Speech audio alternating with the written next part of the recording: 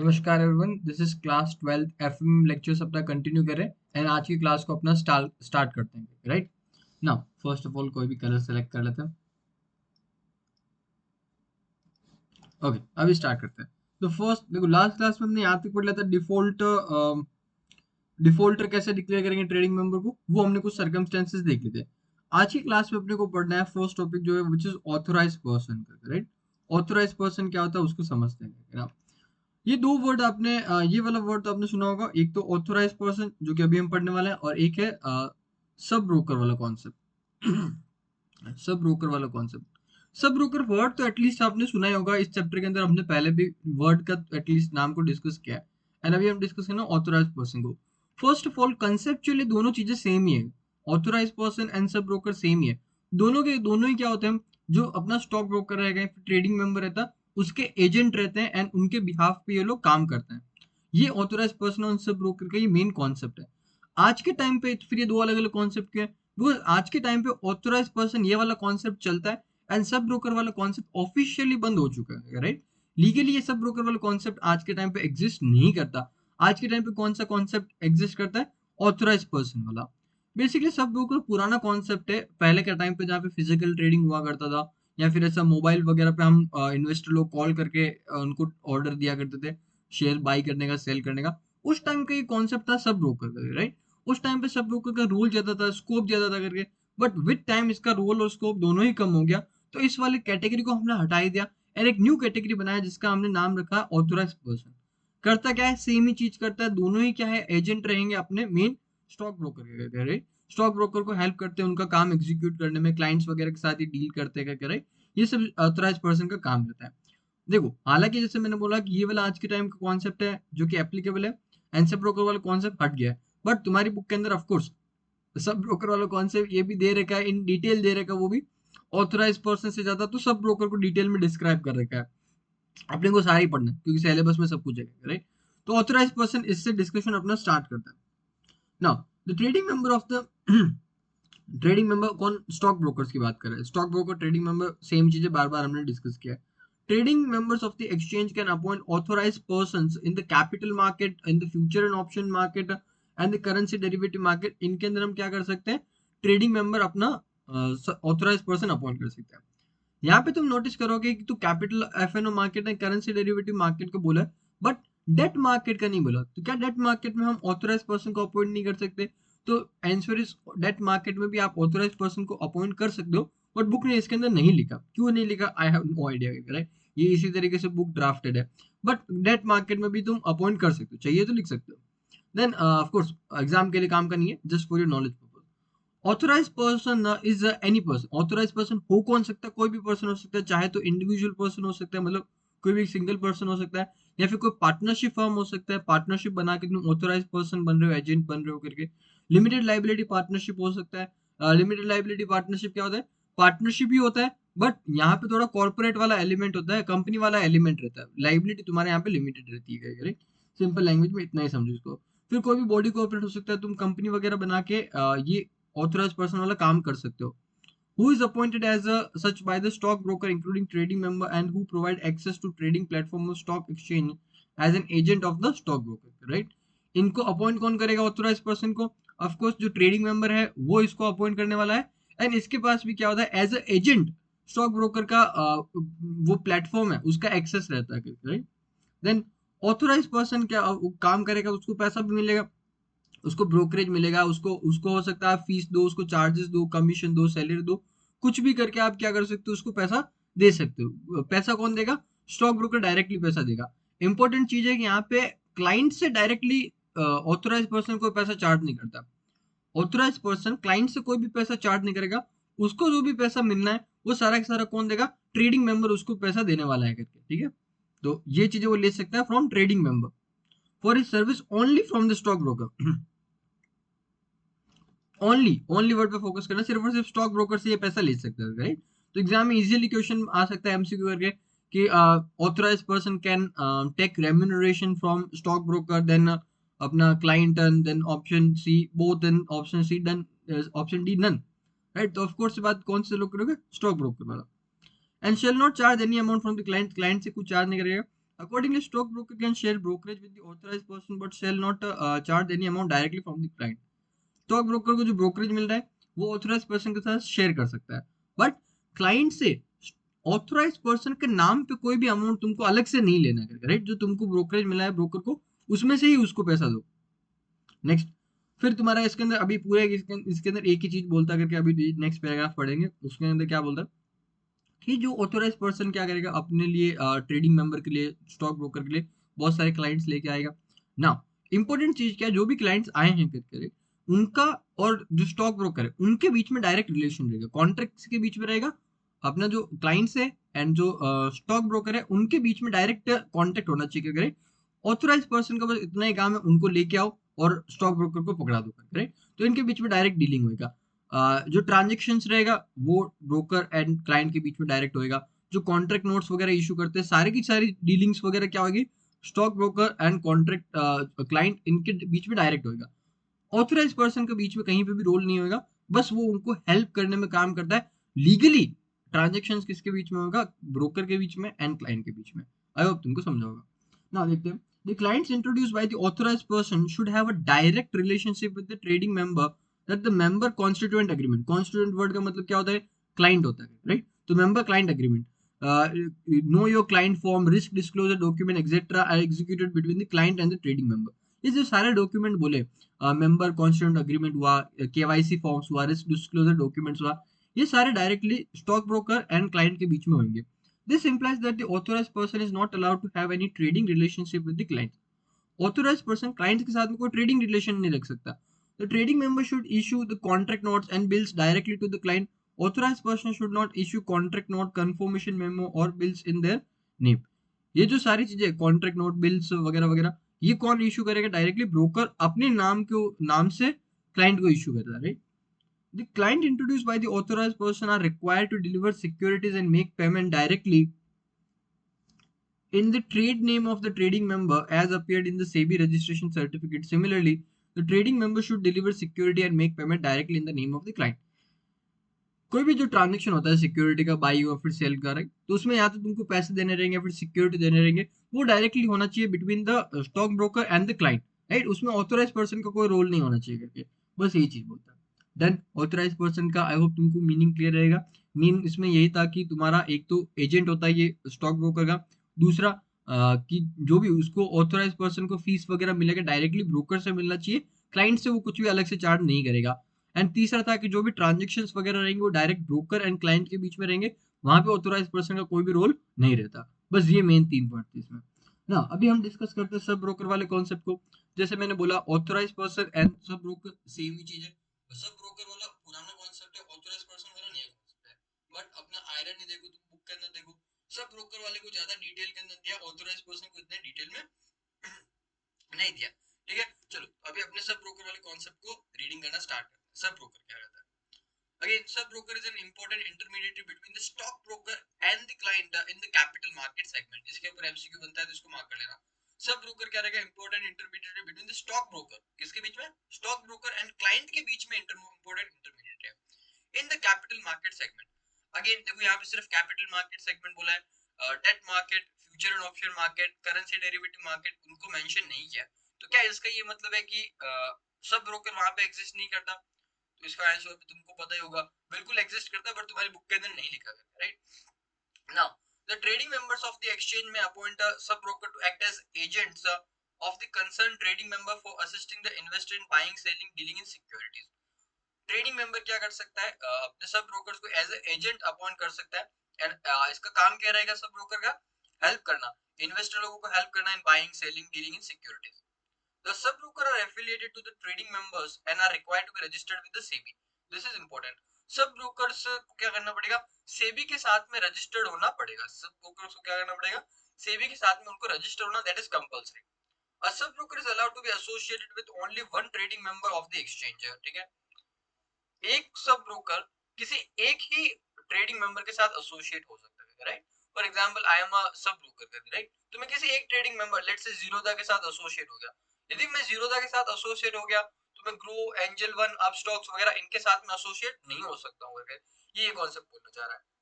आगे चले, Trading member desirous of appointing sub brokers are required to submit the following document to the membership department of the exchange. यदि registration किससे sub broker को register कराना पड़ता है, सेबी के पास में, राइट। अभी क्या बोल रहा है, यदि किसी को भी सब broker as a sub broker register कराना है, राइट, सब ब्रोकर, तो उसको डॉक्यूमेंट्स देने पड़ेंगे टू द एक्सचेंज। ये किसको डॉक्यूमेंट देने पड़ेंगे, एक्सचेंज, स्टॉक एक्सचेंज को डॉक्यूमेंट देने पड़ेंगे, ठीक है।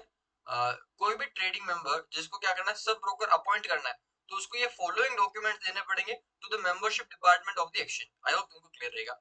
रजिस्टर किससे कराना है, मेरे को बताओ, सेबी के साथ रजिस्टर कराना है सब ब्रोकर को। ये डॉक्यूमेंट किसको देने हैं, एक्सचेंज को देने हैं, राइट। चलो, एक्सचेंज बाद में आगे फॉरवर्ड करता है बेसिकली। एक्सचेंज को दोगे तुम, एक्सचेंज वेरीफाई करेगा, उसके बाद में सेबी को फॉरवर्ड किया जाता है। इसके लिए यहाँ पे डॉक्यूमेंट अभी एक्सचेंज को दिए जा रहे हैं। क्या क्या डॉक्यूमेंट्स देने पड़ेंगे, ये ध्यान सुनो। Copy of sub broker and broker agreement ये देना पड़ेगा, duly certified by the trading member, मतलब उसके सीन और साइल वगैरह ये सब होंगे, करेक्ट। तो एक तो सब ब्रोकर और ब्रोकर का अग्रीमेंट दो। दूसरा, एप्लीकेशन फॉर्म देना पड़ेगा, एक एप्लीकेशन लिख के दो कि भाई हमको आपका as a sub broker register होना है करके, राइट। एंड एप्लीकेशन का फॉर्म भी दे रहेगा, फॉर्म बी के अंदर ये एप्लीकेशन, इसका एक फॉर्मेट दे रखा है फॉर्म बी के अंदर, तो उस फॉर्मेट के अंदर एप्लीकेशन लिख के दो करके, राइट। ठीक है, चलो now recommendation letter to be given by the trading member.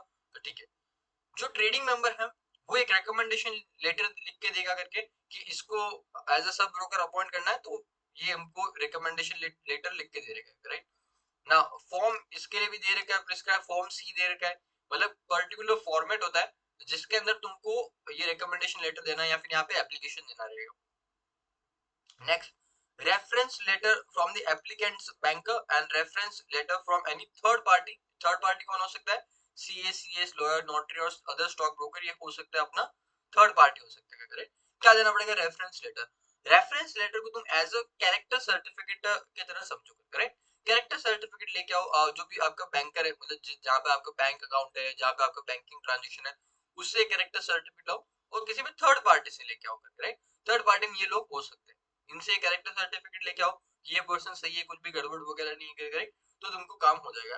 आगे चलते हैं, और क्या चाहिए, declaration from the sub broker about non conviction और presently not under trial for any offence on the letter head of the sub broker. एक sub broker से उसके लेटर हेड के ऊपर एक अपने को डिक्लेरेशन चाहिए। डिक्लेरेशन क्या होता है, बेसिकली खुद ही खुद के बारे में कुछ बताता है, और वो क्या बताएगा कि अबाउट नॉन कन्विक्शन, कि उसको किसी भी क्या बोलते हैं, क्राइम के अंदर कन्विक्ट नहीं किया गया, उसको गिल्टी नहीं पाया गया। कन्विक्शन का मतलब होता है कि गिल्टी, मतलब कि उसको सजा सुना दी गई होगी, करेक्ट। यहाँ पे हम बोले नॉन कन्विक्शन, मतलब कि किसी भी क्राइम के अंदर वो कन्विक्शन नहीं हुआ उसका करके, गिल्टी नहीं पाया गया, ऐसा उसको बोलना है। दूसरा, presently not under trial for any offence, अभी किसी भी ऑफेंस के लिए उसका ट्रायल नहीं चल रहा, कोई कोर्ट केस नहीं चल रहा, ये दो चीज बताना पड़ेगा कि सर, ना तो अभी मेरे ऊपर कोई कोर्ट केस चल रहा है, ना ही अब तक मेरे को किसी ऑफेंस के अंदर गिल्टी डिक्लेयर किया गया, ये दो चीज लिख के देना पड़ेगा। Undertaking from the sub broker about dealing directly with the investor and not with any unregistered intermediary on the letter of sub broker. एक अंडरटेकिंग देना पड़ेगा जिसमें क्या बोलेगा कि सर, मैं डायरेक्टली अपने जो क्या बोलते हैं क्लाइंट्स है, उनको हेल्प करूंगा, डायरेक्टली मैं हेल्प करूंगा, डायरेक्टली मैं उनसे डीलिंग करूंगा, राइट। मैं एज अ सब ब्रोकर कोई दूसरा अनऑथोराइज्ड अनरजिस्टर्ड इंटरमीडिएटरी को अपॉइंट नहीं करूंगा। बेसिकली सब ब्रोकर कोई सब ब्रोकर को अपॉइंट नहीं करेगा, वो डायरेक्टली क्लाइंट के साथ डील करेगा, ऐसा लिख के दो।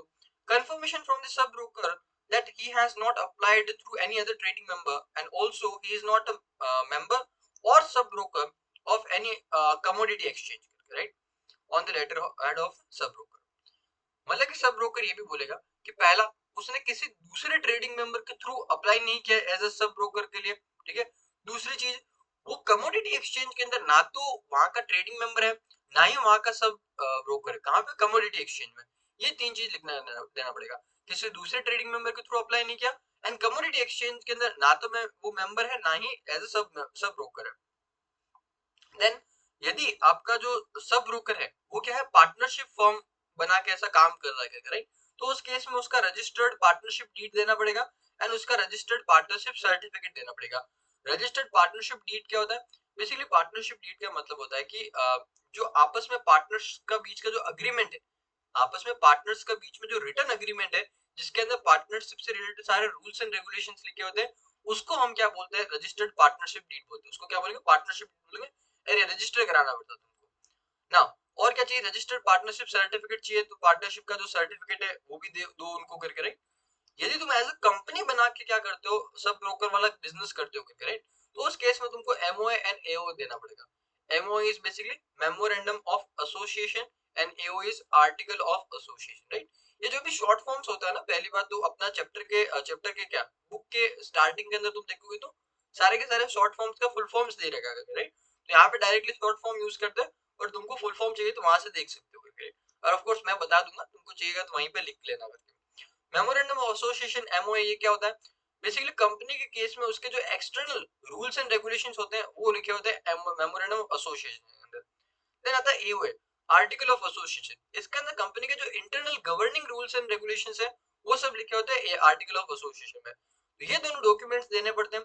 साथ में आपको सर्टिफिकेट ऑफ इनकॉर्पोरेशन, मतलब कंपनी को जो बनाने का जो बनाते हो करके, राइट, रजिस्टर कराते हो, उसके बाद भी तुमको सर्टिफिकेट मिलता है, तो वो सर्टिफिकेट ऑफ इनकॉर्पोरेशन ये भी देना पड़ता है, राइट, ये डिटेल दो।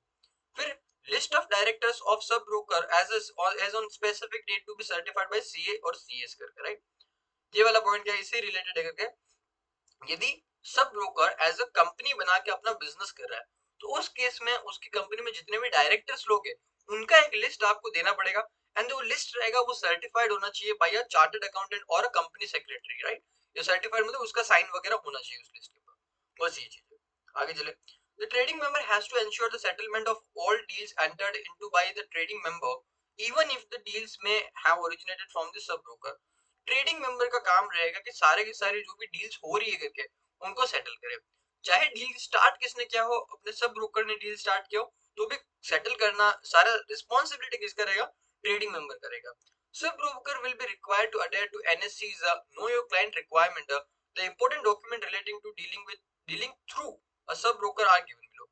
ये कुछ इंपॉर्टेंट डॉक्यूमेंट है, यदि आप सब ब्रोकर के थ्रू डील करते हो ये डॉक्यूमेंट्स आपको फ्रीक्वेंटली काम आते रहते हैं। क्या क्या, पहला individual client registration applicable, non individual client registration applicable, application form का। इंडिविजुअल क्लाइंट रजिस्ट्रेशन क्या, जैसे हम लोग क्या इंडिविजुअल क्लाइंट है करें, हमको रजिस्टर कराना है तो वो उसके लिए फॉर्म चाहिएगा। नॉन इंडिविजुअल क्लाइंट रजिस्ट्रेशन, कोई अदर कोई कंपनी है कोई पार्टनरशिप है उनको रजिस्ट्रेशन कराना है तो फॉर्म चाहिएगा। Then sub broker client agreement, sub broker और क्लाइंट के बीच में एग्रीमेंट, किसके बीच में, सब ब्रोकर एंड क्लाइंट के बीच में एग्रीमेंट, वो भी क्या है, ये फ्रीक्वेंटली यूज आने वाले डॉक्यूमेंट्स है करके। आगे चले, next is what is the eligibility to be a sub broker. Sub broker कौन बन सकता है, तो कोई भी पर्सन बन सकता है, राइट। आप इंडिविजुअल पार्टनरशिप या फिर कंपनी बना के सब ब्रोकर वाला बिजनेस कर सकते हो। एंड यदि आप ऐसा करते हो तो उस केस में क्या एलिजिबिलिटी रहेगा, इंडिविजुअल के केस में उसका एलिजिबिलिटी, पार्टनरशिप के केस में पार्टनर्स का एलिजिबिलिटी, एंड कंपनी के केस में उसका डायरेक्टर्स वगैरह का एलिजिबिलिटी क्या रहेगा। तो पहला तो उसका एज मिनिमम कितना 21 ईयर्स का एज होना चाहिए, उससे कम होएगा तो नहीं चलेगा, नहीं बन सकता।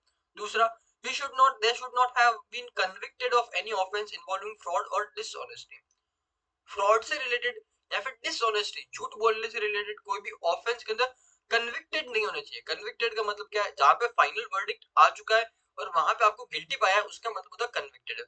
मान लो कि खाली ट्रायल चल रहा है कि इस बंदे ने कोई फ्रॉड किया है, उसका ट्रायल चल रहा है, कोर्ट केस चल रहा है, तो उस केस में उसको अलाउ करेंगे कि नहीं करेंगे, उस केस में उसको अलाउ कर देंगे, बिकॉज अभी ट्रायल ही तो चल रहा है ना, फाइनल वर्डिक्ट थोड़ी ना है। तो ये कन्विक्टेड होना जरूरी है, नहीं तो वो चल जाएगा। फिर कम से कम उसने 12th पास किया होगा, राइट, और 12th पास नहीं किया है तो भी उसके लिए ऑप्शन बताया, तुम 10th पास किया होना चाहिए प्लस 2 ईयर का तुम्हारे पास वर्किंग एक्सपीरियंस होना चाहिए, तो तुमको एज ए सब ब्रोकर ले लेंगे। And this should not have been debarred by the SEBI. SEBI ने उनको डीबार नहीं किया, डीबार करने का मतलब सेबी ने उनको निकाला नहीं हो कहीं पहले करके। यदि तुमको सेबी ने पहले निकाल रखा है एज ए सब ब्रोकर तो तुम वापस एज ए सब ब्रोकर रजिस्ट्रेशन नहीं ले सकते। डन, आगे चलते, what is the registration process for the sub broker. As a sub broker यदि आपको रजिस्टर होना है तो इसके लिए पूरा प्रोसेस क्या है वो थोड़ा देखते हैं, राइट, ज्यादा छोटा सा प्रोसेस, कोई कॉम्प्लिकेटेड नहीं है। No sub-broker is allowed to buy, sell or deal in security unless he or she holds a certificate of registration granted by the SEBI। मतलब तुम्हारे पास सेबी का रजिस्ट्रेशन सर्टिफिकेट होना चाहिए, फिर ही तुम एज ए सब ब्रोकर काम कर सकते हो। Sub broker are required to obtain certificate of registration from SEBI in accordance with the SEBI stock broker and sub broker rules and regulation 1992, without which they are not permitted to buy, sell or deal in securities। SEBI may grant the certificate to a sub broker subject to the conditions. ये कुछ conditions है, इनके basis पे हम क्या कर सकते हैं, मतलब सेबी इनको रजिस्ट्रेशन ग्रांट कर सकते हैं। बस, पहला, he should pay the fees in the prescribed format. कोई भी तुमको टाइप ऑफ रजिस्ट्रेशन कराना है, राइट, तो उसके लिए तुमको फीस लगता है, तो वो फीस पे करना पड़ेगा। चाहे तुम एग्जाम का रजिस्ट्रेशन कराओ, चाहे कोई भी टाइप का रजिस्ट्रेशन कराओ, तुमको थोड़ा फीस देना पड़ता है। तो पहला तो फीस दो। दूसरा, he should take adequate steps for redressal of grievances of the investors within 1 month of the date of the receipt of complaint and keep SEBI informed about the number, nature and other particulars of the complaint received. क्या बोलता है, दूसरा condition क्या है जिसके basis पे उसको certificate मिलता है, वो ये कंडीशन है कि जो भी उसको कंप्लेंट्स मिलेगा अपने क्लाइंट से, जो भी उसको कंप्लेंट मिलेगा उसको विद इन 1 मंथ उसको सॉल्व करना पड़ेगा। यदि और विद इन 1 मंथ सॉल्व करना पड़ेगा पहला, और दूसरा चीज क्या है कि जो भी तुमको कंप्लेंट्स मिली तो उसके बारे में डिटेल्स देना पड़ेगा, कितनी कंप्लेंट्स मिली, क्या नेचर की कंप्लेंट्स थी, ये सारे कितने टाइम में सॉल्व किया, ये सारी डिटेल आपको सेबी को टाइम टू टाइम सबमिट करनी पड़ती है। ठीक है, तो पहला तो 1 मंथ के अंदर अपनी कंप्लेंट्स को सॉल्व करो। ग्रीवेंसेस का मतलब होता है कंप्लेंट रिट्रेस करना, मतलब उसको सॉल्व करना, तो ये 1 मंथ के अंदर करना पड़ेगा। दूसरा, in case of any change in status and constitution, the sub broker should obtain prior permission of the SEBI to continue to buy, sell or deal in securities in any stock exchange. यदि तुम्हारा status या फिर constitution change होता है तो उस case में तुमको पहले सेबी का परमिशन लेना पड़ेगा, उसके बाद ही तुम कंटिन्यू कर पाओगे buying and selling in securities करके, राइट। नाउ स्टेटस क्या होता है, स्टेटस की बात करें, लीगल स्टेटस चेंज होना करके, जिसका क्या मतलब है, सपोज करो पहले तुम पार्टनरशिप बना के क्या कर रहे थे, काम कर रहे थे, और अभी तुम पार्टनरशिप से कन्वर्ट हो गए किसके अंदर, कंपनी में कन्वर्ट हो गए। ठीक है, तो बेसिकली यहाँ पे तुम्हारा लीगल स्टेटस चेंज हो गया, पहले तुम पार्टनरशिप थे अभी कंपनी हो गए, या फिर हो सकता है तुम पहले पार्टनरशिप थे अभी तुम एलएलपी हो गए, पहले हो सकता है तुम इंडिविजुअल हो अभी तुम पार्टनरशिप बन गए, कंपनी बन गए। ये क्या हो गया, स्टेटस चेंज होना, लीगल स्टेटस चेंज होना, राइट। तो ऐसा तुमने किया, या फिर कॉन्स्टिट्यूशन चेंज किया। कॉन्स्टिट्यूशन चेंज करने का मतलब क्या होता है, लेट्स से तुम पार्टनरशिप बना के काम कर रहे थे और तुम्हारे बिजनेस में 3 पार्टनर्स थे करके, राइट, सोनू मोनू सुनील ये करके 3 पार्टनर है। तो तुमने अभी कॉन्स्टिट्यूशन चेंज किया और एक और पार्टनर को लेके आया, लेट्स से दिलखुश करके एक और पार्टनर को लेके आएगा तुम, ठीक है, तो उस केस में तुमने बेसिकली क्या किया, कॉन्स्टिट्यूशन को चेंज किया, एक नया पार्टनर लेके आया, तो ये क्या हुआ, चेंज इन कॉन्स्टिट्यूशन हुआ। तुमने आपस में जो प्रॉफिट शेयरिंग रेशियो होता है जिसके अंदर तुम अपना प्रॉफिट बांटते हो उसको चेंज किया, तो वो भी क्या होगा, चेंज इन कॉन्स्टिट्यूशन होता है, राइट। तो इस तरीके से तुमने कुछ चेंजेस किए, तो पहले प्रायर अप्रूवल लो, फिर तुमको ये अलाउ हो जाएगा, होएगा। Now, he should be authorized in writing by the stockbroker being a member of the stock exchange for affiliating himself in buying, selling or dealing in security. Stock broker से उसके पास में writing में लिखा होना चाहिए कि ये एज अ स्टॉक ब्रोकर काम कर रहा है और ये उसका स्टॉक ब्रोकर, इस तरीके से राइटिंग में लिखा हुआ उसके पास होना चाहिए, बस यही चीज बोलता है। The applicant sub broker should submit the required document to the stock exchange. ये किसको डॉक्यूमेंट सबमिट करेंगे, स्टॉक एक्सचेंज को, with recommendation of the trading member, और साथ में ट्रेडिंग मेंबर का रिकमेंडेशन लेटर वो भी सबमिट करना पड़ेगा। ये जो डॉक्यूमेंट डिस्कस किए वो प्लस ट्रेडिंग मेंबर का रिकमेंडेशन लेटर, ये दोनों तुम सबमिट करो स्टॉक एक्सचेंज को। After verifying the document, the stock exchange may forward the documents of the applicant to the applicant sub broker to the SEBI for registration. SEBI को आपने document submit किए, sorry stock exchange को आपने document submit किए, stock exchange क्या करेगा, documents का आपको वेरीफाई करेगा और उसने डॉक्यूमेंट्स वेरीफाई कर लिया, फिर ये डॉक्यूमेंट्स आपके फॉरवर्ड करेंगे सेबी को। A sub-broker can trade in that capacity after getting himself registered with the SEBI. एक बार तुम्हारा रजिस्ट्रेशन हो गया सेबी के साथ में और तुमको सर्टिफिकेट मिल गया, फिर ही तुम as a sub broker trading कर सकते हो। The exchange may not forward application of the sub-broker to the SEBI for registration if the applicant dealt with the fake, forged, stolen or counterfeit etc. Shares and securities in the market. Exchange तुम्हारा documents वगैरह आगे registration के लिए forward करेगा ही नहीं। कब, यदि तुम क्या करते हो, ऐसे सिक्योरिटीज के अंदर, ऐसे शेयर्स के अंदर डील करते हो जो कि फेक है, फर्जी सर्टिफिकेट्स बना लिए, फर्जी वो शेयर सर्टिफिकेट, पुरानी टाइम की बात कर रहा है, फर्जी सिक्योरिटी बना लिया, चोरी करके तुम लेके आए, फिर उसका बाइंग एंड सेलिंग करो, काउंटरफीट मतलब डुप्लीकेट बना लिया करके, राइट। तो इन ऐसे तुम काम कर रहे हो करके, तो और एक्सचेंज को पता चल गया तो उस केस में तुम्हारा एप्लीकेशन आगे नहीं भेजा जाएगा। डन। तो ये रहा किस तरीके से रजिस्ट्रेशन होता है, राइट। नाउ अभी समझते हैं process of cancellation of the registration, right. अभी हमने क्या समझा कि सब ब्रोकर को एज ए सब ब्रोकर बनना है तो उसके लिए प्रोसेस क्या रहेगा, रजिस्ट्रेशन प्रोसेस क्या है वो समझा। अभी कैंसिलेशन ऑफ रजिस्ट्रेशन, अब सब ब्रोकर बोल रहा है बहुत गुलामी हो गया, बहुत एजेंट वाला काम कर लिया, अभी हमको ये काम छोड़ना है, अभी हम कुछ और करेंगे, राइट। कुछ और क्या करेंगे, कुछ भी जो उसकी इच्छा है, बस ये उसने डिसाइड किया कि अब हम एज अ सब ब्रोकर काम नहीं करेंगे, तो उसको सब ब्रोकर वाला काम छोड़ना है, तो उसका जो रजिस्ट्रेशन, उसका उसके लिए क्या करना पड़ेगा, उसको अपना रजिस्ट्रेशन कैंसिल कराना पड़ेगा। सेबी के साथ जो उसने रजिस्ट्रेशन लिया था ना, तो वो रजिस्ट्रेशन पहले कैंसिल कराओ, उसके बाद ही तुम क्या कर सकते हो, एज अ सब ब्रोकर छोड़ के कुछ और काम कर सकते हो। तो वो अभी कैंसिल कैसे कराना रजिस्ट्रेशन, उसका प्रॉपर प्रोसीजर होता है, वो क्या है वो अभी हम डिस्कस करते हैं। In case the trading member or the sub-broker intend to cancel the registration as a sub-broker, the sub-broker is required to the following documents. Right? देखो क्या है, या तो सब ब्रोकर बोल रहा है कि मेरे को काम छोड़ना है करके, तो भी यही फॉर्मेलिटी है, या फिर ट्रेडिंग मेंबर बोल रहा है कि इस सब ब्रोकर को मेरे को निकालना है, ये सब ब्रोकर काम अच्छा नहीं करता, इसको निकालो करके, तो उस केस में भी क्या रहेगा, यही फॉर्मेलिटी है। तो या तो सब ब्रोकर चाहे या फिर ट्रेडिंग मेंबर चाहे उसको निकालना, तो यही प्रोसेस आपको फॉलो करना पड़ेगा। क्या क्या, पहला तो request letter of the trading member for the surrender of sub broker registration on the letter of trading member, letter head of trading member. Trading member अपने लेटर हेड पे एक लिख के देगा, रिक्वेस्ट लेटर लिख के देगा, किसको, सेबी को, कि सर इसको सब ब्रोकर को हो गया, इसको हटाओ करके, अभी मेरे को ये ब्रोकर नहीं चाहिए, तो इसका रजिस्ट्रेशन आप कैंसिल करो करके। तो एक तो रिक्वेस्ट लेटर दो, दूसरा undertaking from the trading member on the letter head of trading member, एक फिर अंडरटेकिंग भी देना पड़ेगा। अंडरटेकिंग मोर और लेस सेम ही चीज होता है, जहां पे तुम लिख के बोलते हो कि मैं ये ट्रेडिंग मेंबर इसको यहाँ से हटाने के लिए रिक्वेस्ट करता हूँ, इस तरीके से। Then application from the sub broker for surrender of registration annexure 2, मतलब पर्टिकुलर फॉर्मेट में देना होता है। If the sub broker is traceable, if the sub broker is not traceable, then copy of termination notice served to the sub broker along with proof of delivery by the trading member। अच्छा point है करके इसको mark करना, क्या point है ये जरा समझते हैं, राइट। देखो, यदि तुम्हारा जो सब ब्रोकर है वो खुद से क्या कर रहा है, रिजाइन कर रहा है, राइट, तो उस केस में क्या करना पड़ेगा, सब ब्रोकर को एक एप्लीकेशन देना पड़ेगा। एप्लीकेशन कौन दे रहा है, सब ब्रोकर एप्लीकेशन देगा कि सर मेरे को अभी एज अ सब ब्रोकर काम नहीं करना, तो मेरा आप रजिस्ट्रेशन कैंसिल कर दो, इस तरह का सब ब्रोकर एप्लीकेशन देगा। बट मान लो कि सब ब्रोकर, मान लो नहीं, ऐसे सिचुएशन, सपोज सब ब्रोकर क्या है कि फरार हो गया, सर सब ब्रोकर अपने को मिल ही नहीं रहा, किधर है सब ब्रोकर, पता ही नहीं चल रहा, राइट। उस केस में ट्रेडिंग मेंबर क्या करेगा, उसको हटवाएगा, उस केस में ट्रेडिंग मेंबर उसको हटवाएगा। बट प्रॉब्लम है कि सब ब्रोकर मिल नहीं रहा है किधर, अब तो किसी को पता ही नहीं है, राइट। तो उस केस में भी उसका सॉल्यूशन है। तो उस केस में क्या करना पड़ेगा, जो ट्रेडिंग मेंबर रहेगा उसने जो भी उसको काम से हटाने के लिए जो नोटिस दिया होगा, राइट, टर्मिनेशन किया होगा, टर्मिनेशन नोटिस दिया होगा। टर्मिनेशन नोटिस मतलब होता है फायर जब करते हैं ना, तो एक नोटिस देना पड़ता है, उसको बताना पड़ता है कि भाई हमने तेरे को जॉब से निकाल दिया, तो उसको हम बोलते हैं टर्मिनेशन नोटिस।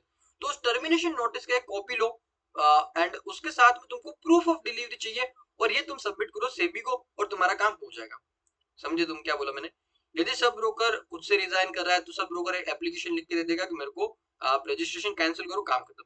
यदि सब ब्रोकर मिल ही नहीं रहा, सब ब्रोकर कहीं फरार है करके, राइट, उस केस में ट्रेडिंग मेंबर क्या करेगा, एक जो टर्मिनेशन नोटिस था उसकी कॉपी लेगा और सबमिट करेगा, साथ में प्रूफ ऑफ डिलीवरी भी देगा, किसको, सेबी को, राइट, और उसका रजिस्ट्रेशन कैंसिल हो जाएगा ना। प्रूफ ऑफ डिलीवरी क्या आता है ये जरा समझते हैं।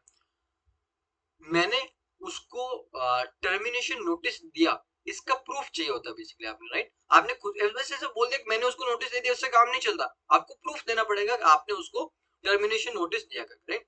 प्रूफ कैसे देते हो, या तो आपने मान लो ईमेल के थ्रू उसको भेजा तो वो ईमेल बताओ करके, राइट। आपने किसी लेटर के थ्रू भेजा तो वो लेटर बताओ करके कि देखो ये स्टैम्प वगैरह सब मैंने करा के उसको लेटर भेजा, तो उसके अंदर क्या आपको प्रूफ चाहिए तो वो साथ में दो करके, राइट। तो ये सब चीजें। नेक्स्ट क्या बोलता है, the difference between the proof of delivery of termination notice and the date of application to the exchange for surrender of sub broker registration application should be 30 days or more। क्या 30 days और more होना चाहिए, right. मतलब कि जो तुम्हारा proof of delivery का date है, उस डेट के लेके जिस दिन तुम अप्लाई करते हो किसको, सेबी को, फॉर कैंसिलेशन ऑफ रजिस्ट्रेशन, उसके बीच में कम से कम कितना, 30 डेज या फिर उससे ज्यादा का गैप होना चाहिए। समझा तुमको। Proof of delivery of termination notice जो है उसके डेट के बीच में, एंड जो अप्लाई कर रहे हो तुम उसको हटाने के लिए, उसके बीच में कम से कम 30 डेज या फिर उससे ज्यादा का गैप होना चाहिए, राइट। आगे चले, copy of public notification intimating investors general public of the surrender of the registration of the sub broker, and not to deal with such sub broker issued in local newspaper with wide circulation where the sub broker place of workstation is situated, the content of the advertisement should be in English। ठीक है, पहली बात तो ये point number 6 नहीं है, ये point number 5 का ही कंटिन्यूशन है, राइट। पॉइंट नंबर 5 यहाँ से लेके यहाँ तक है। पहली बात तो ये, यहाँ पे पॉइंट में बोल क्या है, तुमने सब ब्रोकर को हटाया ना, तो अभी क्या करना पड़ेगा, न्यूज़पेपर के अंदर बेसिकली एडवर्टीजमेंट दो कि वो सब ब्रोकर अभी नहीं रहा करके, एज अ सब ब्रोकर अभी उसके साथ तुम कोई भी बाइंग एंड सेलिंग नहीं करना। इस तरीके का एक नोटिफिकेशन पब्लिक को देना पड़ेगा। और एक नोटिफिकेशन कहाँ पे देना पड़ेगा, जहां पे सब ब्रोकर का प्लेस ऑफ वर्क है, मतलब जहां पे सब ब्रोकर का ऑफिस था उस एरिया के अंदर तुमको नोटिफिकेशन देना पड़ेगा। इंपॉर्टेंट चीज क्या, जो नोटिफिकेशन दोगे उसका कंटेंट इंग्लिश के अंदर होना चाहिए, राइट। तुम ऐसा नहीं कर सकते कि मराठी न्यूज़पेपर में दे दिया, फिर तमिल न्यूज़पेपर में दे दिया, वैसा नहीं चलेगा। इंग्लिश न्यूज़पेपर में होना चाहिए। एंड जहां पे सब ब्रोकर का काम है, जहां पे सब ब्रोकर ऑफिस है, उस एरिया के अंदर तुमको ये क्या करना पड़ेगा, पब्लिक नोटिफिकेशन देना पड़ेगा, एडवर्टीजमेंट वगैरह देना पड़ेगा। डन। आगे चलते हैं। SEBI registration certificate of the sub broker in original. अभी तुम क्या कर रहे हो, अपना रजिस्ट्रेशन सर्टिफिकेट वो कैंसिल करा रहे हो, राइट। तो जब तुम इसको कैंसिल करा रहे हो तो तुमको जो ओरिजिनली जो सेबी ने सर्टिफिकेट दिया था वो भी वापस सबमिट करना पड़ता है। तो वो सबमिट करो एक तो। फिर इन case of the original certificate lost, तुम्हारा ओरिजिनल सर्टिफिकेट खो गया करके, राइट, तो उस केस में तुमको एक एफआईआर कॉपी देना पड़ेगा along with the affidavit must be submitted to SEBI in this regard by the concerned trading member and the sub-broker separately on the stamp paper of 100 rupee or of the appropriate value as defined in the Stamp Act duly notarized। क्या चीज बोलता है कि तुमको जो तुम्हारा original certificate मिला था सेबी से वो सबमिट करना है। बट यदि तुम्हारा सर्टिफिकेट खो गया, उस केस में तुमको पुलिस के अंदर जाके एक एफआईआर फाइल करना रहेगा। तो एक तो एफआईआर का कॉपी प्लस एक एफिडेविट के ऊपर तुमको लिख के देना पड़ेगा। एफिडेविट दो एफिडेविट बनाने पड़ेंगे, एक ट्रेडिंग मेंबर बनाएगा एफिडेविट, एक बनाएगा अपना सब ब्रोकर। दोनों क्या 100 रुपए या फिर उससे ज्यादा का स्टैम्प पेपर, उसके ऊपर एफिडेविट बनाना होता है। एंड उसमें लिख के देंगे भैया हमारा ओरिजिनल सर्टिफिकेट खो गया करके, राइट, तो आप उनको अलाउ करो ऐसे ही रजिस्ट्रेशन कैंसिल करने के लिए, इस तरीके से। Next, N undertaking from the member that the SEBI has not taken initiative. इसके अंदर सिंपल चीज होता है, बहुत ऐसा लैंग्वेज ऐसा यूज किया करके। क्या बोलता है कि तुम्हारा जो मेंबर है, ट्रेडिंग मेंबर है, वो एक अंडरटेकिंग लिख के देगा कि भैया सेबी ने इसके ऊपर कोई भी एक्शन इनिशिएट नहीं किया, कोई भी एक्शन, कोई भी इंक्वायरी, कोई भी इन्वेस्टिगेशन वगैरह इसके ऊपर नहीं चल रहा, ये बंदा सही है, राइट, इसके कोई भी ऐसा कोई ऑफिशियल इसके ऊपर कुछ चल नहीं रहा है, राइट, इन्वेस्टिगेशन वगैरह कुछ नहीं चल रहा, तो आप इसका रजिस्ट्रेशन कैंसिल कर दो। इस तरीके से तुमको एक एप्लीकेशन अंडरटेकिंग देना पड़ेगा from the member. Then next, PAN card of the sub broker duly certified by the trading member. एक पैन कार्ड का कॉपी भी देना पड़ेगा जो कि certified by the trading member, basically sign होनी चाहिए ट्रेडिंग मेंबर के। चलो बस इतना है, आगे चले इसके अंदर। Now how do you describe the broker client relationship, what are the client registration document, right. देखो ये वाला टॉपिक क्या बोलता है ना, मेनली तो ये वाला है, ये वाला point, what are the client registration document करके। जब आपका सब ब्रोकर किसी भी क्लाइंट को रजिस्टर करता है, जब आपका सब ब्रोकर किसी भी क्लाइंट को रजिस्टर करता है, तो उस क्लाइंट से अपने को क्या क्या डॉक्यूमेंट्स लेने वो यहाँ पे डिस्कस कर रहा है। समझा तुमको? कोई भी क्लाइंट आ रहा है, वो बोल रहा है कि मेरे को अपना डीमेट अकाउंट खुलाना है, मेरे को आप जो स्टॉक ब्रोकर है उसके बाद जाके बोलता है कि मेरे को आपके थ्रू शेयर्स वगैरह का बाइंग एंड सेलिंग करना है, तो उस केस में क्लाइंट से हम क्या क्या डॉक्यूमेंट्स लेने वाले वो हम यहाँ पे देखेंगे, राइट ना। बहुत स्पेसिफिक डॉक्यूमेंट्स है जो हम लेंगे करके डिस्कस करते हैं इसको करके।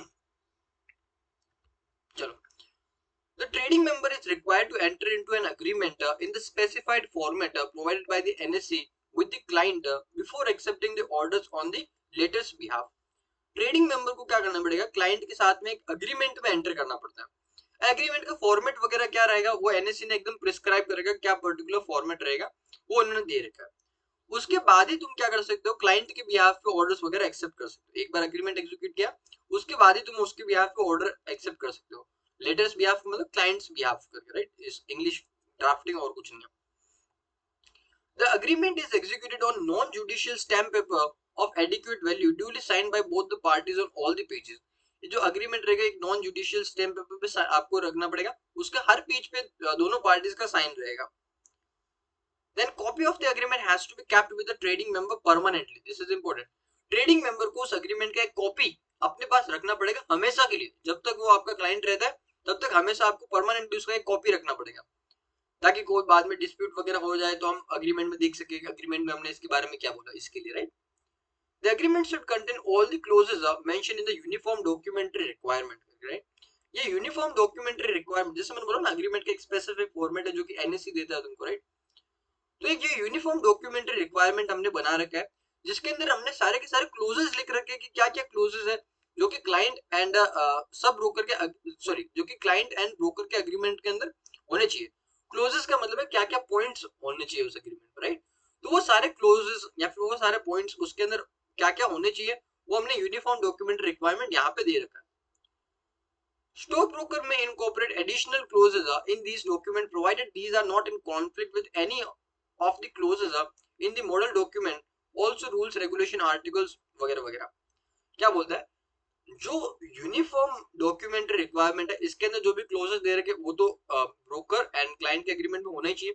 उसके अलावा यदि कोई एडिशनल क्लोजेस एडिशनल पॉइंट्स यदि ब्रोकर इंक्लूड करना चाहे तो कर सकते हैं, कोई प्रॉब्लम नहीं है।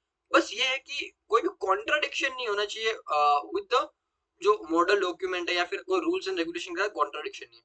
मतलब कोई ऐसा पॉइंट नहीं इंक्लूड करना है जो कि रूल्स एंड रेगुलेशन के खिलाफ हो, बस ये चीज बोला। यदि तुम रूल्स एंड रेगुलेशन को फॉलो करते हो कोई और पॉइंट इंक्लूड करना चाहते हो कर लो, कोई दिक्कत नहीं है। आगे चले। There should be segregation of mandatory and voluntary documents plus clauses pertaining to client registration in separate docket। docket का मतलब होता है compilation of document. In case the internet trading, in addition to the clauses mentioned in UDR, the client has to mention clauses pertaining to internet trading करके। क्या चीज बोलता है कि जो मैंडेटरी डॉक्यूमेंट्स है या फिर जो मैंडेटरी क्लोजेस है उनको अलग लिखना है एंड जो वॉलंटरीली मतलब जो तुमने खुद से अलग से एडिशनल इंक्लूड किया ना उनको अलग लिखना है, right. Mandatory and voluntary, voluntary का मतलब जो आप तुमने खुद से डाला करके, राइट। कोई लॉ उसको नहीं बोलते, तुमने खुद से इच्छा से डाला करके, राइट। तो इन डॉक्यूमेंट्स को, इन क्लोजेस को, इन पॉइंट्स को अलग अलग लिखना है करके, बस यही चीज बोल रहा है।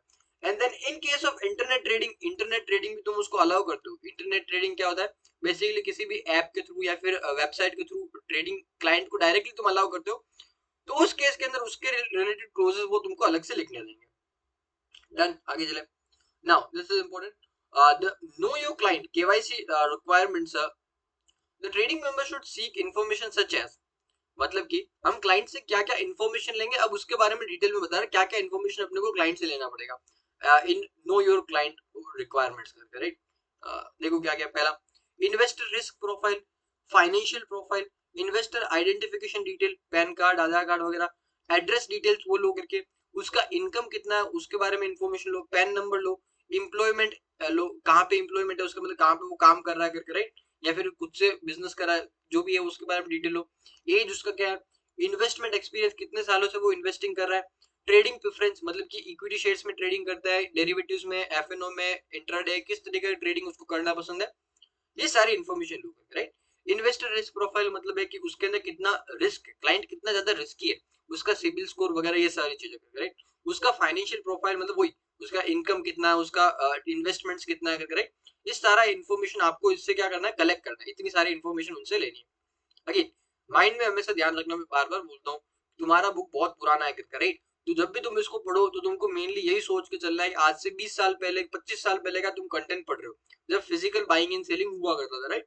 मेनली उस टाइम की चीजें पढ़ रहे हैं, तो उस टाइम पे इतनी सारी डिटेल लेते थे, आज के टाइम पे इतनी डिटेल्स तो नहीं लेते, राइट। जैसे investor risk profile, financial profile, ये सब आज के टाइम पे कोई कलेक्ट नहीं करता। तो बस आओ, दो चार डॉक्यूमेंट्स मांगते हैं, वो दो और तुम्हारा काम हो जाता है, और सब ऑनलाइन होता है आज के टाइम, फिजिकल कुछ भी नहीं होता। The trading member has to obtain recent passport size photograph। Trading member को क्या करना पड़ता है, पासपोर्ट साइज फोटोग्राफ लेना पड़ता है अपने क्लाइंट का, ठीक है ना। क्लाइंट उसका कौन हो सकता है, क्लाइंट उसका कोई इंडिविजुअल पर्सन हो सकता है, कोई पार्टनरशिप फर्म उसका क्लाइंट हो सकता है, कोई कंपनी उसका क्लाइंट हो सकता है, इनमें से कोई भी क्या हो सकता है, उसका क्लाइंट हो सकता है, करेक्ट है। तो उनके केस में हर एक केस में किस किस का डॉक्यूमेंट लेंगे वो देखो। फोटोग्राफ ऑफ द पार्टनर्स, यदि तुम्हारा जो क्लाइंट है, जो ब्रोकर है, उसका यदि, ये अच्छा पॉइंट है, ध्यान से ना, बहुत कंफ्यूजिंग मैनर में दे रखा है, तुमको समझेगा नहीं। पॉइंट इतना है, the trading member has to obtain recent passport size photo, और फिर देखो ब्रैकेट में कुछ चीज लिख रखा है एंड देन फुल स्टॉप, ठीक है ना। तो ब्रैकेट में बेसिकली उसने लिख रखा है किस किस का पासपोर्ट साइज फोटोग्राफ लेना वो बता रहा है, ठीक है। बट इसके लिए तुमको पता होना चाहिए कि जो अपना ब्रोकर रहेगा उसका क्लाइंट कोई भी हो सकता है, कोई इंडिविजुअल पर्सन हो सकता है, कोई पार्टनरशिप फर्म हो सकता है, कोई कंपनी, इनमें से कोई भी उसका क्लाइंट हो सकता है। तो यदि क्या है, इंडिविजुअल पर्सन है तो तुम क्या करो, उस इंडिविजुअल का फोटो लोगे। यदि पार्टनरशिप है, यदि तुम्हारा क्लाइंट कौन है, पार्टनरशिप फर्म है, तो उस केस में उसके जो पार्टनर्स है उनका फोटोग्राफ लोगे। यदि कंपनी है तो उस केस में तुम किस किस का फोटो लोगे, जो उसके होल टाइम डायरेक्टर है, मतलब जो फुल टाइम वहां पे डायरेक्टर्स है उनका फोटोग्राफ लोगे।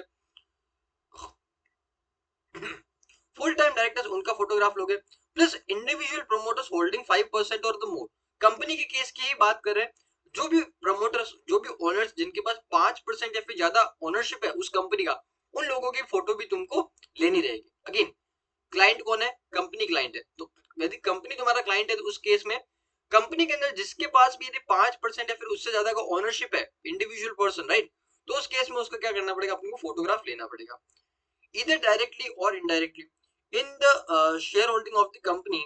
ठीक है, मतलब क्या बोलता है, 5% ओनरशिप डायरेक्टली हो इनडायरेक्टली हो उससे फर्क नहीं पड़ता, 5% ओनरशिप है तो उसका फोटो लेना पड़ेगा। Then and of the persons authorized to deal in securities and of each of their client in case of individual। यहाँ पे क्या बोलता है ये वाला point, of the person authorized to deal in security, company है तुम्हारा क्लाइंट, उसके बिहाफ पे कोई ऑथोराइज पर्सन होंगे जो कि डील करेंगे करके, राइट, तो वो ऑथोराइज पर्सन कौन है उनका भी फोटो लो करके। फिर क्या बोलता है देखो यहाँ पे और नहीं, यहाँ पे ना, हाँ, of each end of each of their client in case of individual client, जितने भी इंडिविजुअल क्लाइंट है उन सबका फोटो लेना है। अगेन ये चीज बहुत कंफ्यूजिंग, इसके लिए एक बार वापस रिपीट कर रहा हूँ, ध्यान से सुनना करके। हमको पासपोर्ट साइज फोटो लेना है, किसका लेना है? इन केस ऑफ पार्टनरशिप, इतना वाला पोर्शन ही रेलेवेंट है, फोटोग्राफ्स ऑफ पार्टनर्स, काम खत्म। बाकी यहाँ से लेके होल टाइम डायरेक्टर से लेके यहाँ तक का, होल टाइम डायरेक्टर से लेके यहाँ तक का, ये फोटोग्राफ की बात कर रहा है किसके लिए? इन केस तुम्हारा क्लाइंट कौन है? कंपनी है। एंड यहाँ से लेके यहाँ तक तुम्हारा फोटोग्राफ की बात करें इन केस तुम्हारा क्लाइंट कौन? कोई भी इंडिविजुअल पर्सन है, राइट, इस तरीके से मार्किंग करना ताकि तुमको समझ आएगा, राइट। यदि कंपनी है तो तुम होल टाइम डायरेक्टर का फोटोग्राफ लोगे, प्लस कोई भी पर्सन जिसके पास में आपकी कंपनी का 5% या फिर उससे ज्यादा ओनरशिप है तो उन लोगों का भी आपको फोटोग्राफ लेना पड़ेगा। एंड देन जो ऑथराइज पर्सन है जो कंपनी के बिहाफ पे बाइंग एंड सेलिंग करते, डीलिंग करते सिक्योरिटीज में, इनका भी फोटोग्राफ लेना पड़ेगा। एंड यदि तुम्हारे क्लाइंट कौन है? इंडिविजुअल है, तो हर इंडिविजुअल का तुमको फोटो लेना पड़ेगा। बस यही चीज बोलता है। आगे चले, the trading member should also take proof of identification and address of the client, identifying Aadhaar card, pan card, address proof, ये सब लो करके। in person verification should be done by the trading member staff, name and signature of the person doing the in person verification together with the stamp of the trading member should be there in the KYC। In person verification करो, किसने verify किया उसने, फिर उसका नाम, उसका signature, stamp paper, ये सब काम करना रहेगा। अगेन ये पुराने टाइम का, जैसे मैंने बोला आज के टाइम पे इन पर्सन वेरिफिकेशन नहीं होता। तुम कोई मान लो जीरोधा का ऐप डाउनलोड करते हो और उसके अंदर एज अ लॉगिन करते हो क्लाइंट बन के करके, राइट, तो तुम्हारा कोई जीरोधा से थोड़ी आएगा तुमको इन पर्सन वेरीफाई करते। आज के टाइम पे नहीं होता, पहले के टाइम की बात है। आगे चले, next is under member constituent agreement, MCA, member constituent agreement, constituent मतलब client. Under member client agreement trading member are required to make constituents/clients aware of a trading segment to which the trading member is admitted, right? जो agreement रहेगा उसमें क्या क्या बताना होता है trading member को? पहला तो तुमको बताना पड़ेगा कि वो ट्रेडिंग मेंबर कौन कौन से सेगमेंट के अंदर रजिस्टर्ड है। 4 सेगमेंट देखे थे ना हमने, equity segment, debt segment, currency derivative, then future and option segment. तो कौन कौन से सेगमेंट के अंदर ट्रेडिंग मेंबर रजिस्टर्ड है उसके बारे में बताओ। फिर particulars of SEBI registration number, SEBI के साथ वो रजिस्टर्ड होगा ट्रेडिंग मेंबर, तो उसके लिए उसको रजिस्ट्रेशन नंबर मिला होगा, तो वो रजिस्ट्रेशन नंबर बताओ। The precise nature of the trading member's liability for the business to be conducted, trading member का क्या लायबिलिटी होने वाला है, क्या उसका ड्यूटीज वगैरह रहने वाला, वो बताओ तुम। Basic risk involved in the trading on the exchange, equity and other instrument including any limitation on the liability and the capacity in which the trading member act। Basic risk involve मतलब कि तुम trading करते हो share market वगैरह में, तो उसके basic risk क्या क्या रहता है वो उसके बारे में थोड़ा उसको बताओ यार, ये चीजें बतानी पड़ती है।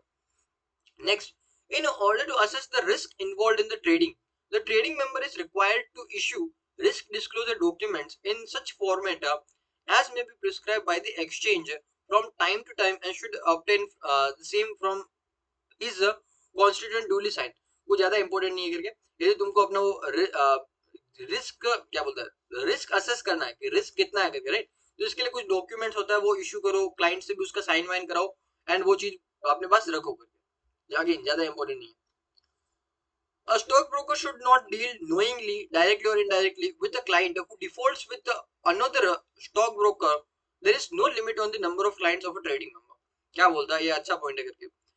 तुम्हारा क्लाइंट पहले किसी और स्टॉक ब्रोकर के पास में रजिस्टर्ड था, सुना तुमने क्या बोला मैंने?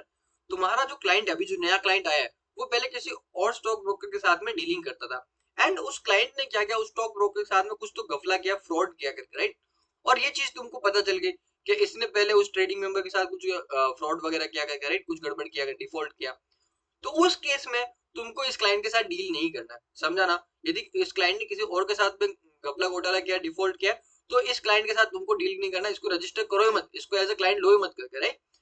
बाकी there is no limit on the number of client for the trading member. बाकी तुम सीधे साधे अच्छे क्लाइंट्स जितने चाहे ले लो, नंबर ऑफ क्लाइंट पे कोई लिमिट नहीं, जितने चाहे उतने क्लाइंट तुम ले सकते हो। Then copy of the client registration document is required to be send to the client.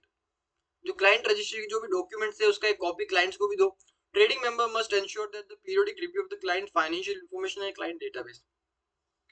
Periodically मतलब टाइम टू टाइम क्या करना है, जो भी क्लाइंट्स है उनका रिव्यू करते रहो, उनका फाइनेंशियल सिचुएशन क्या है, राइट, क्लाइंट का डेटाबेस, क्लाइंट का इंफॉर्मेशन, इन सबको टाइम टू टाइम तुम रिव्यू करते रहो, राइट, चेक करते रहो, बस यही चीज है।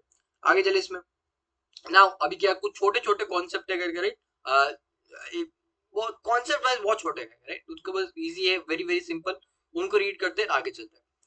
First is what is unique client code. Unique client code क्या होता है? हर एक ट्रेडिंग मेंबर क्या करता है ना, अपने क्लाइंट को एक यूनिक कोड असाइन करता है, ठीक है। अब क्योंकि मैंने जैसे बोला ट्रेडिंग मेंबर के पास तो लाखों ऐसे क्लाइंट्स रहेंगे, और हर एक को बाय नेम तो आइडेंटिफाई करना पॉसिबल नहीं है, तो ट्रेडिंग मेंबर क्या करता है, हर क्लाइंट को एक एक कोड दे देता है, राइट। जैसे मैं एक क्लाइंट हूँ करके, राइट, जैसे मान लो सोनू, मोनू, सुनील और अपना दिलकुश, राइट, ये मान लो कि अपने 4 क्लाइंट है, और भी ऐसे बहुत सारे क्लाइंट है, तो सबको एक यूनिक कोड दे देंगे। इसको मान लो 101, 102, 103, 104, इस तरीके से कोड चलते जाएगा, राइट। बेसिकली हर एक क्लाइंट के लिए क्या होना चाहिए, एक यूनिक कोड होना चाहिए, ताकि हम उस क्लाइंट को क्या आइडेंटिफाई कर सके, बस ये इसका पर्पस है। डन। और इसके अंदर कुछ बोल रहा है क्या, रीड कर लो। आई थिंक और इसके अंदर कुछ नहीं है, बस इतना ही, एक तुमको एक यूनिक क्लाइंट कोड देना है और नथिंग एल्स। आगे चले ना, what is the margin from the clients, this is important again. तो वैसे आज भी ये कॉन्सेप्ट तो वैसे एग्जिस्ट करता है, बट ज्यादातर पहले के टाइम का कॉन्सेप्ट, बट स्टिल आज भी ये कॉन्सेप्ट कुछ कुछ सेगमेंट के अंदर एग्जिस्ट करता है। क्या बोलता है, what is margin from the client. जो तुम्हारे क्लाइंट्स है, वन मोर टाइम, जो तुम्हारे क्या क्लाइंट्स है, उनसे तुम क्या करते हो, कुछ पैसा अपने पास लेके रखते हो, ताकि यदि क्लाइंट ने डिफॉल्ट किया तो वो जो सिक्योरिटी डिपॉजिट जो तुमने पैसा लेके रखा है, उसमें से तुम उसको लॉस को सेटल कर सको।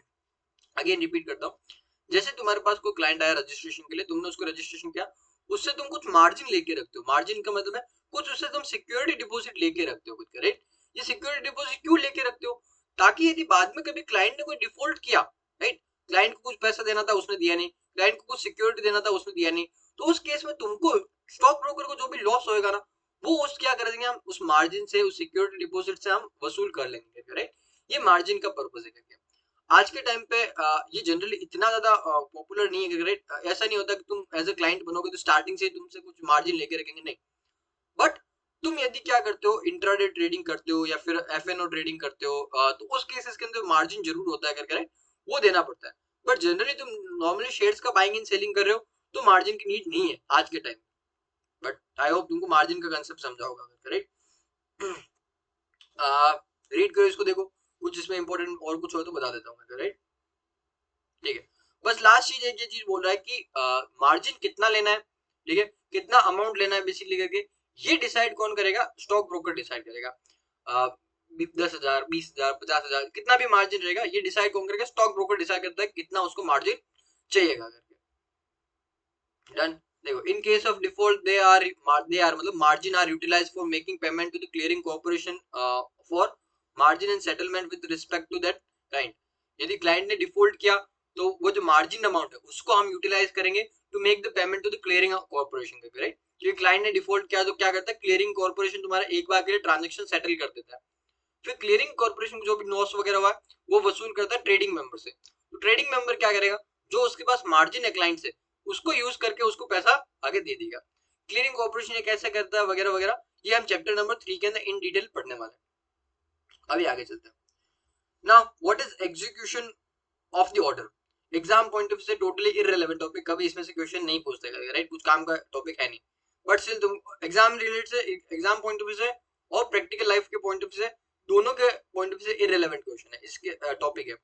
इसके लिए थोड़ा ऊपर ऊपर से इसको डिस्कस करता हूँ, ज्यादा इसके अंदर नहीं जाऊंगा।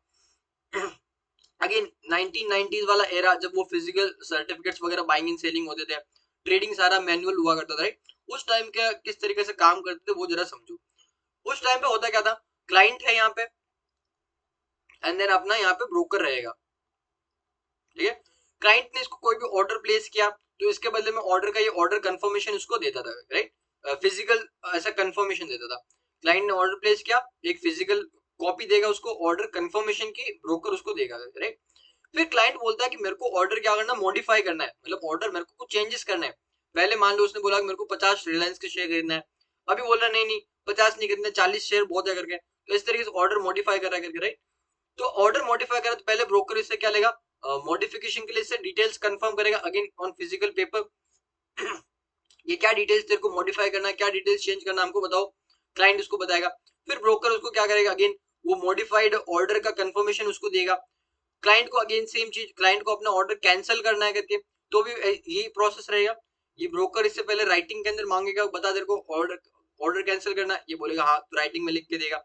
फिर ये ऑर्डर कैंसिलेशन का इसको डिटेल्स वापस राइटिंग में लिख के देगा। तो यही चीज यहाँ पे तुमको एक्सप्लेन किया जा रहा है और कुछ नहीं है, राइट? सारा फिजिकल हुआ करता था उस टाइम के अंदर करके ना। बस एक चीज और इसके अंदर जो बोलता है वो क्या है कि यदि ये कोई मॉडिफिकेशन का एक रिक्वेस्ट कर रहा है या फिर कैंसिलेशन के लिए रिक्वेस्ट कर रहा है, राइट? बिकॉज पहले फिजिकल हुआ करता तो टाइम लगता था, ये मॉडिफिकेशन के लिए रिक्वेस्ट करेगा, कैंसिलेशन के लिए रिक्वेस्ट करेगा, इसके पास रिक्वेस्ट आएगा, ये उसको देखेगा करके, राइट? इस प्रोसेस के बीच में यदि ऑर्डर एग्जीक्यूट हो गया, शेयर्स का बाइंग एंड सेलिंग हो गया, तो तुम्हारा वो मॉडिफिकेशन और कैंसिलेशन रिक्वेस्ट को नहीं सुना जाएगा, राइट? यदि तुम्हारा तब तक ट्रेडिंग नहीं हुआ करके तो तुम्हारा मॉडिफिकेशन फिर कैंसिल कर देंगे, बट ट्रेडिंग हो गया तो फिर इसका कुछ नहीं होगा। बस यही चीज यहाँ पे बोल रहा है, इसको रीड कर लेना, ज्यादा इसको इंपोर्टेंस मत देना। Now next, what is contract note करके, राइट? कॉन्ट्रैक्ट नोट क्या होता है, अगेन बहुत important, very very important topic है, राइट? इसके ऊपर एग्जाम में बहुत क्वेश्चन आते हैं, एमसीक्यू क्वेश्चन भी आते हैं, डिस्क्रिप्टिव क्वेश्चन भी आते हैं, सारे टाइप के क्वेश्चन इसके ऊपर आते हैं, राइट? कॉन्ट्रैक्ट नोट होता क्या, कॉन्सेप्ट बहुत सिंपल है। कॉन्ट्रैक्ट नोट क्या होता है बेसिकली, ड्यूरिंग द डे जितनी भी ट्रेड्स हुई है, ड्यूरिंग द डे जितना भी तुमने बाइंग एंड सेलिंग किया है, उसका सारा का सारा डिटेल्स तुमको ब्रोकर देता है अपने क्लाइंट को। तुमको समझा? एक दिन के अंदर जितना भी तुमने बाइंग एंड सेलिंग किया है करके, और भी जो भी डिटेल्स है करके, जो भी हम पढ़ने वाले हैं क्या डिटेल्स है, ये सारी डिटेल्स ब्रोकर अपने क्लाइंट को देगा। और ये कब तक देगा, जैसे ही डे एंड हुआ विद इन 24 आवर्स ये तुमको डिटेल सबमिट करता है। इसको हम क्या बोलते हैं, कॉन्ट्रैक्ट नोट बोलते हैं। Contract note basically official communication होता है between the broker and the client of all the transaction that has happened during the day. तो इसका बहुत ही लीगल इंपॉर्टेंस है करके, अंडरस्टूड? अभी देखते इसको। Contract note is a confirmation of the trade done for a particular day for and on behalf of the client.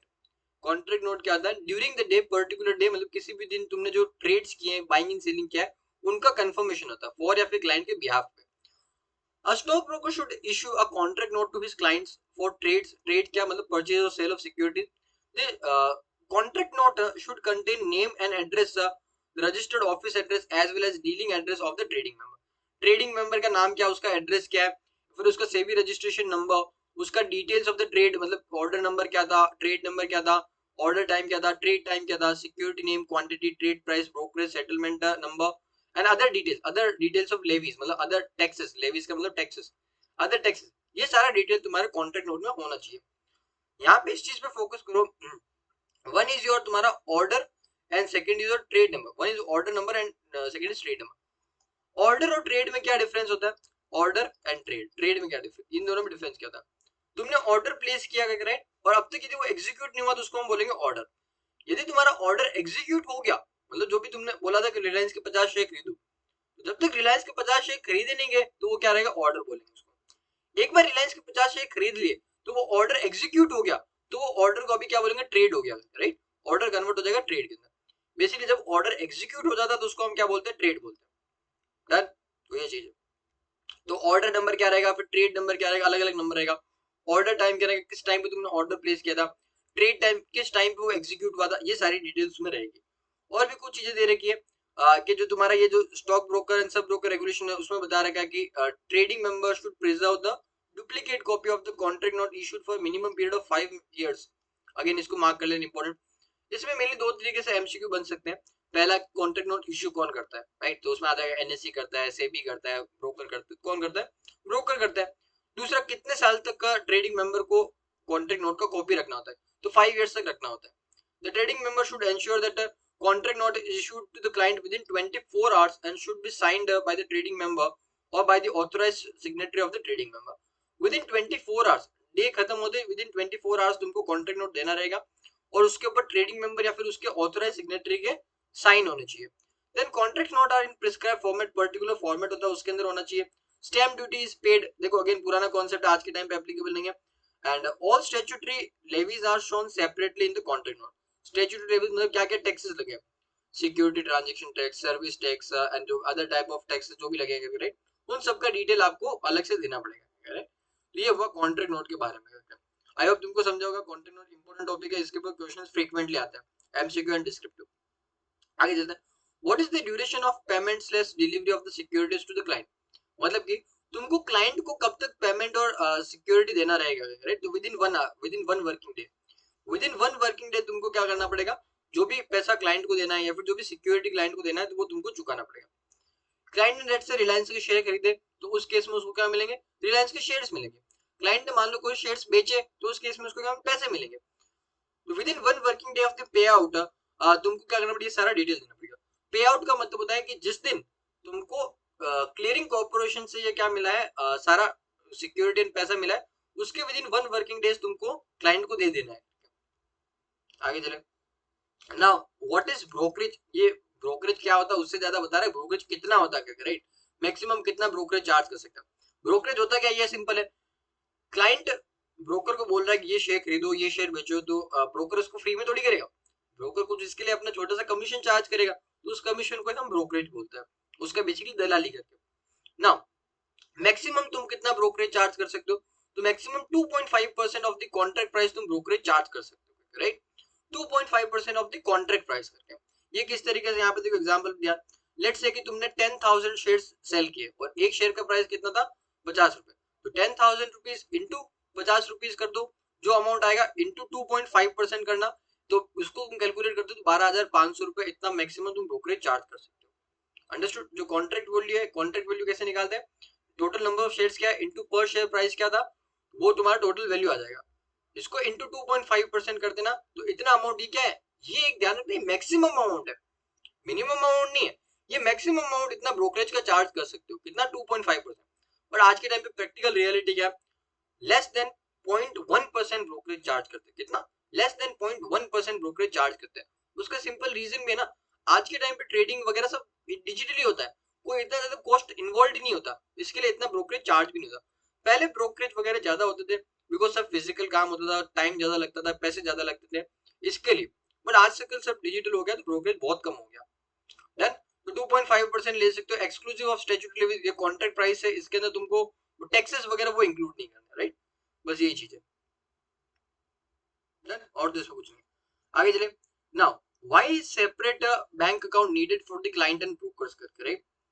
क्या बोलता है ना कि जो क्लाइंट ने तुमको पैसे दिए करके, राइट, ये वाला पॉइंट और ये वाला पॉइंट कनेक्टेड है, जिसको एक साथ में बताता हूँ, राइट. क्लाइंट ने तुमको कुछ पैसे दिए करके या फिर क्लाइंट की जो सिक्योरिटीज है वो तुमको एक अलग से अकाउंट बना के उसको रखने हैं. क्लाइंट ने तुमको पैसे दिए फॉर बाइंग सिक्योरिटीज, तो उसने जो तुमको पैसे दिए या फिर उसके जो सिक्योरिटी बेच के तुमको पैसे मिले, ये उसके पैसे तुमको अलग से एक अलग अकाउंट में रखना पड़ता है. क्लाइंट के पैसे तुम अपने अकाउंट के अंदर नहीं डाल सकते, राइट. उसके लिए अलग से अकाउंट खोलो और सारा पैसा उस सेपरेट अकाउंट के अंदर तुमको रखना पड़ता है. क्यों, क्योंकि तुम क्लाइंट के पैसों को यूज नहीं कर सकते, इसके लिए तुमको एक अलग अकाउंट बन के उसके अंदर रखना पड़ता है. सेम चीज तुमको सिक्योरिटीज के लिए करना है. क्लाइंट की जो भी सिक्योरिटीज है उसके लिए एक अलग से डीमेट अकाउंट खोलो एंड उसके अंदर सारे के सारे क्लाइंट की सिक्योरिटीज वगैरह तुमको रखनी रहेगी. ट्रेडिंग मेंबर अपने ही अकाउंट में उसके पैसे या फिर सिक्योरिटीज नहीं रख सकता. यही चीज इसके अंदर और इस पॉइंट के अंदर बोल रहा है, ज्यादा इंपॉर्टेंट नहीं है, बट एक बार देख लेना कि क्या चीज बोल रहा है, राइट. कि तुमको सिक्योरिटी एंड इनको पैसा है क्लाइंट का वो अलग रखो, अपना पैसा अलग रखो. That's it. Next topic and आज के लिए लास्ट टॉपिक है, राइट. उसके बाद में क्या है, हाँ ठीक है, उसके बाद में इन्वेस्टर सर्विस सेल वगैरह ये नेक्स्ट क्लास में देखेंगे. तो आज के लिए लास्ट टॉपिक ले लेते हैं. What are the characteristics of the agreement, what is the nature of sub broker client agreement. जो सब ब्रोकर एंड क्लाइंट का जो एग्रीमेंट रहेगा वो कैसा रहेगा एंड उसकी कैरेक्टरिस्टिक्स क्या रहेगा, कुछ वो टॉपिक है, देखते हैं. A sub-broker is required to enter into tripartite agreement with its client as stockbroker, specifying the scope of rights and obligation of the sub-broker, and the stockbroker and the such client of this sub-broker as per the format prescribed by the SEBI for dealing in securities in the cash market. क्या बोलता है, जो sub broker रहेगा उसको try party agreement करना पड़ेगा। क्या करना पड़ेगा, ट्राई स्टार मार्क कर देना, ट्राई पार्टी एग्रीमेंट करना पड़ेगा। मतलब कि तुम्हारा एक तो कौन रहेगा, ब्रोकर रहेगा, एक तुम्हारा सब ब्रोकर रहेगा, देन एक तुम्हारा क्लाइंट रहेगा। इनके बीच में एक एग्रीमेंट होता है, राइट, उसको हम ट्राई पार्टी एग्रीमेंट बोलते हैं, जिसके अंदर सारे के सारी चीजें हम लिखेंगे कि ब्रोकर का क्या रिस्पॉन्सिबिलिटी है, सब ब्रोकर का क्या रिस्पॉन्सिबिलिटी है, क्लाइंट्स की क्या रिस्पॉन्सिबिलिटी है, किसका क्या राइट है, किसका क्या रोल रहेगा, किसका क्या ड्यूटी रहेगा, ये सारी चीजें हम एग्रीमेंट में लिखते हैं। Now, there should be a privacy of contract between the stock broker and the sub broker's client. जो क्लाइंट और स्टॉक ब्रोकर के बीच में एग्रीमेंट, उसका प्राइवेसी होना चाहिए, right. Then separate agreement has to be executed for each exchange. NSC के लिए अलग एग्रीमेंट बनेगा, बीएससी के लिए अलग एग्रीमेंट बनेगा, ये चीज बोल रहा है। Sub broker is required to help the client in redressal of grievances in respect of transactions executed through its associated broker. Client को कोई भी कंप्लेंट्स वगैरह है तो उसकी रिड्रेसल के लिए, उसके सॉल्यूशन के लिए सब ब्रोकर हेल्प करेगा, ये उसको एग्रीमेंट में लिखा होता है। Sub broker is also required to assist and cooperate in ensuring faster settlement of any arbitration proceeding arising out of the transaction entered through its associate broker and is jointly / severally liable to implement the arbitration reform. क्या बोलता है, जो अपना sub broker है वो arbitration proceeding को चल रहा है। आर्बिट्रेशन प्रोसीडिंग तुमको समझाना, यदि क्लाइंट और ब्रोकर के बीच में कोई डिस्प्यूट हो गया तो वो मामला जाता है किसके पास, आर्बिट्रेशन के पास में। तो आर्बिट्रेशन के प्रोसेस में तुमको हेल्प करता है। फिर आर्बिट्रेशन के बाद में जो भी उनका फाइनल वर्डिक्ट रहता है कि ब्रोकर को इतना पैसा देना पड़ेगा, फिर क्लाइंट को ये करना पड़ेगा, जो भी रहता है उसको इम्प्लीमेंट कराने में अंदर तुम्हारा सब ब्रोकर हेल्प करेगा। A sub broker should provide assistance to the stock broker and client to reconcile their accounts at the end of the each quarter with reference to all the settlements where payout have been declared during the quarter, right? Sub broker क्या करेगा, client को and जो stock broker है उनको एक दूसरे के account match कराने में हेल्प करेगा। मतलब जो भी ट्रांजेक्शन रहते हैं वो क्लाइंट भी लिखता है, स्टॉक ब्रोकर भी लिखता है। तो क्वार्टरली ये क्या करते हैं, हर 3 महीने में अपना वो स्टेटमेंट मैच करते हैं कि देखो मेरे यहाँ पे ये ट्रांजेक्शन लिखे हैं, तुमने ये ट्रांजेक्शन लिखे हैं, ये मैच कर रहे कि नहीं कर रहे, कोई डिफरेंस है तो क्यों डिफरेंस है, ये सब के अंदर तुमको सब ब्रोकर हेल्प करता है। एंड कॉन्ट्रैक्ट नोट क्या होता है ये ऑलरेडी डिस्कस कर देते हैं, टॉपिक रिपीट है या काट देना, ऊपर वाला टॉपिक वो पढ़ना तुम करके। Then what is securities and fund, ये लास्ट टॉपिक पढ़ लेते फिर आज के खत्म करते हैं। Transaction security executed on behalf of the client introduced to the sub broker should be settled by delivery / payment between the stock broker and the client directly in accordance with the rules regulations वगैरह वगैरह। and delivery of the securities should be directly between the stock। एक ही चीज बोलता है इतना पूरे paragraph का कि जो भी ट्रांजेक्शंस होंगे क्लाइंट कौन इंट्रोड्यूस करता है, सब ब्रोकर लेके आता है क्लाइंट। पर जो ट्रांजेक्शंस रहेंगे वो डायरेक्टली ब्रोकर एंड क्लाइंट के बीच में डायरेक्ट ट्रांजेक्शंस होने चाहिए, राइट। वो जो ट्रांजेक्शंस के बीच में सब ब्रोकर का कोई इन्वॉल्वमेंट नहीं रहता, ट्रांजेक्शंस डायरेक्टली इनके बीच में होना चाहिए। सिक्योरिटीज एंड जो कैश पेमेंट रहता है ये भी इन दोनों के बीच में डायरेक्ट होना चाहिए, सब ब्रोकर का इसमें कोई रोल नहीं होना चाहिए। नेक्स्ट, आज की क्लास के लिए इतने। नेक्स्ट क्लास में हम इन्वेस्टर सर्विस सेल और ये बाकी कुछ छोटे मोटे एडवर्टीजमेंट वाला मेन रहेगा, ये पढ़ेंगे और अपना चैप्टर नेक्स्ट क्लास के अंदर 100% खत्म हो जाएगा। तो आज की क्लास के लिए इतना ही। See you in the next class.